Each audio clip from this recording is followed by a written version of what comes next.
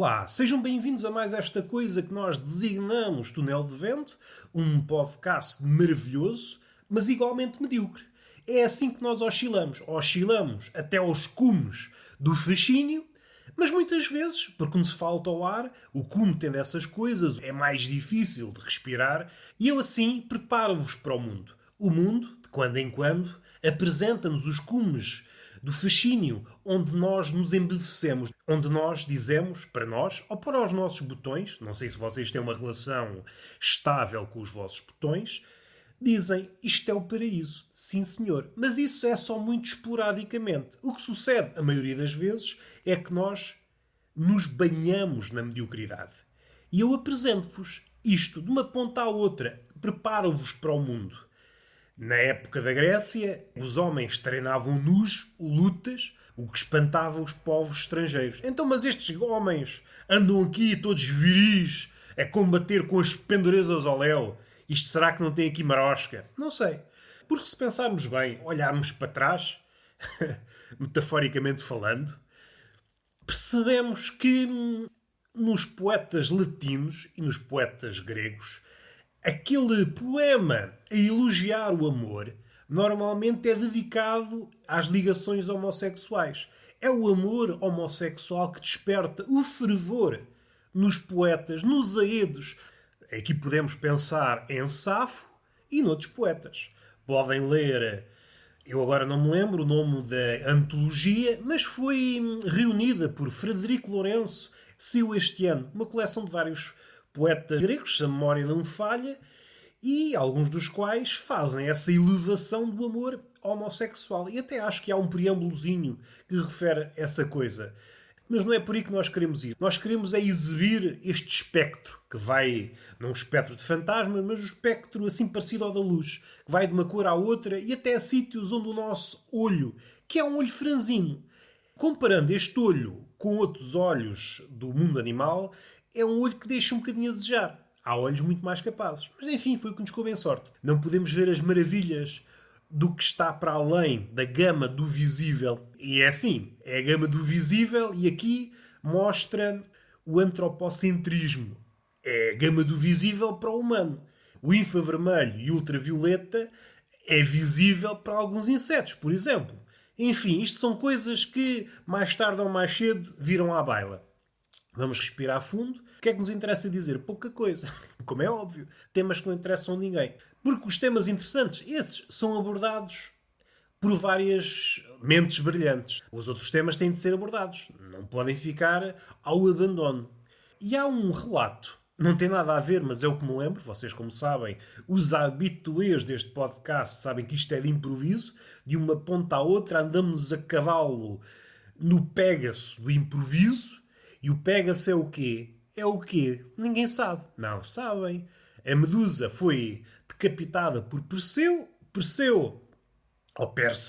O senhor mete a cabeça da Medusa numa sacola e o resto do corpo da Medusa, o que é que se torna? É daí que nasce o Pégaso.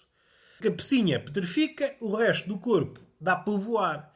E é muito isso que eu digo quando estou num bar. Olha, a cabecinha não dá para grande coisa, paralisou-te só com a minha feiura, mas este corpo tem aqui, isto é para voar. Se me montares nele, até voas. E a mulher, pá, estamos a falar de mitologias? Estamos a falar de Ovídio? Pá, vamos lá. Vamos falar, mostrar este animal. Vamos lá mostrar o poder da metamorfose. E até podíamos ir mais longe. O coice do Pégaso, originado no corpo da Medusa, deu com os cascos num monte e é desse monte que jorra a fonte da poesia. Vejam bem, o monte Helicon, se eu não me engano. E agora a fonte é que eu não me lembro o nome.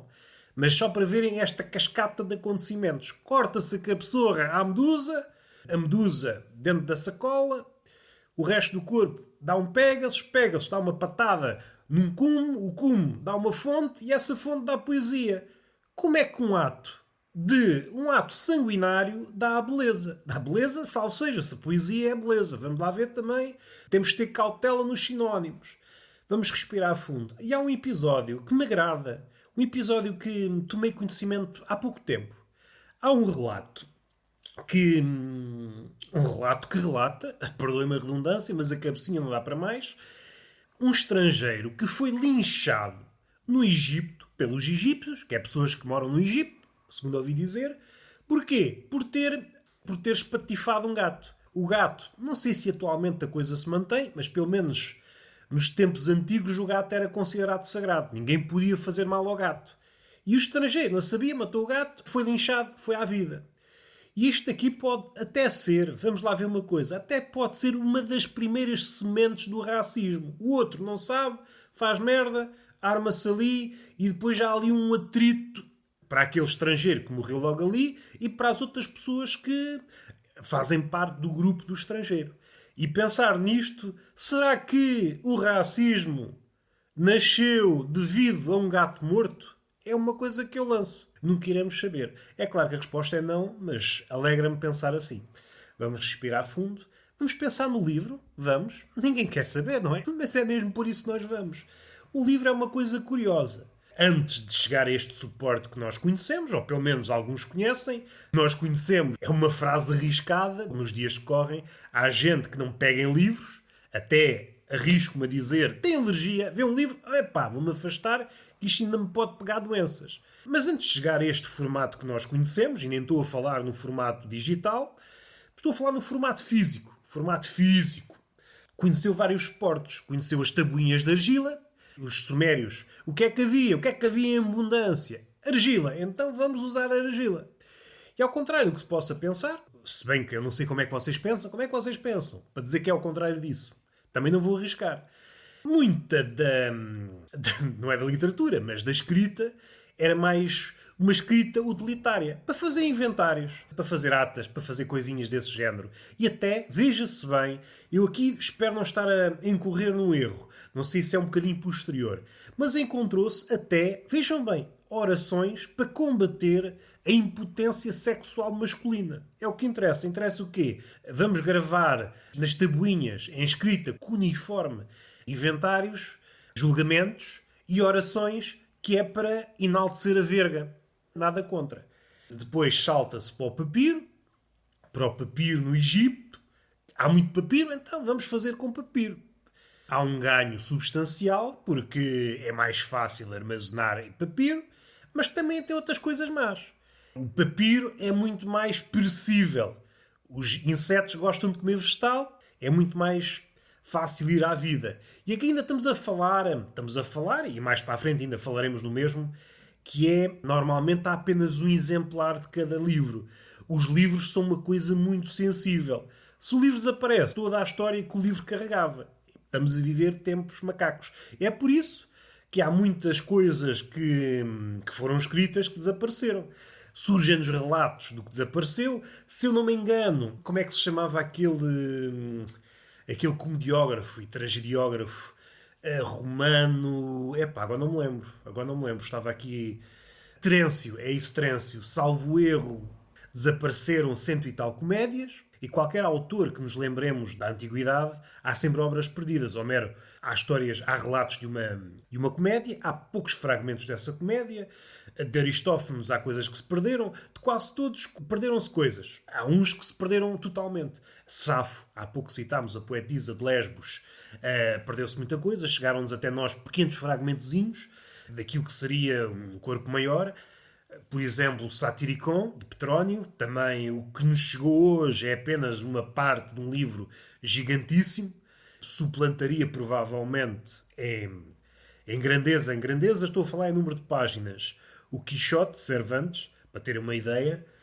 E é muito isso o resumo da Antiguidade. São poucas as obras que sobreviveram. A Ilíada e a Odisseia de Homero, porque na altura era uma espécie de Bíblia. Os gregos não tinham nenhum livro, divino, mas era esse o modelo que, se pensarmos na primeira expansão, a expansão helénica, eram os modelos e eram os livros aos quais toda a gente recorria. Até pensar mais localmente, Alexandre o Grande fazia-se acompanhar sempre pela Ilíada. E muitos dos feitos ou das proezas bárbaras que cometeu, por vezes, são inspiradas na Ilíada. Mas não é por aí que nós queremos ir. Nós queremos ir é pelo livro. Estamos no papiro, e o papiro era enrolado em rolos e consoante, e era vendido a metro, e o escriba cortava o que queria. É claro que não é uma comparação prestigiante para o papiro, mas é como se fosse um rolo de papel higiênico. Vocês cortavam à medida das vossas necessidades e não tinha picotado. Provavelmente, em princípio, não tinham picotado. E depois, mais à frente, o que é que sucede? O papiro, naquela altura, era o meio ideal para plasmar a palavra, e houve para ali uma coisa qualquer em que o papiro foi confiscado, se não me engano, foi confiscado numa terra chamada Pérgamo, se a memória não me falha. O pergaminho, essa palavra pergaminho, é homenagem a essa terra, Pérgamo. E isso deu lugar a uma evolução. Essa forma de plasmar já existia, mas só que era um segundo lugar muito escondido. Como não havia outra forma, as pessoas de Pérgamo, espero estar a pronunciar bem a palavra, então houve aí uma evolução nessa parte da pele. A título de exemplo, para um livro de 150 páginas, eram precisas por volta de 12 a 15 peles de animais, para ter uma ideia. Estava aqui pelo um caminho, onde é que ele vai? Não vai para lado nenhum, não vai para lado nenhum. E fechamos isto. Ficou muita coisa para abordar e vamos agora tocar num assunto mais do mundo real. Ir ao multibanco com máscara e com óculos é uma experiência quase esotérica. Uma pessoa não pode tirar a máscara e às tantas, agora como está frio, começam os óculos a ficar todos enevoados e é uma experiência quase do outro mundo tentar fazer o que tem a fazer no multibanco sem estar a ver nada. É muito agradável. Eu recomendo a toda a gente. É muito agradável. E às tantas falhamos os códigos todos e pensamos, olha, será que eu vou perder o cartão? E depois pensamos, tenho que tirar a máscara. Não posso tirar a máscara, que está uma pessoa na caixa multibanco ao lado a olhar para mim e repreender-me-á. É como se houvesse uma caixa multibanco dentro do nevoeiro. É esta a imagem que eu vos posso dar. Quem tem óculos e usa máscara, hoje em dia, vai ao nevoeiro tirar dinheiro. Eu, quando ouço o dinheiro a sair, até penso, olha, desta já me safei, vamos lá ver se eu consigo para a próxima. E está feito. Beijo na boca e palmada pedagógica numa das nádegas.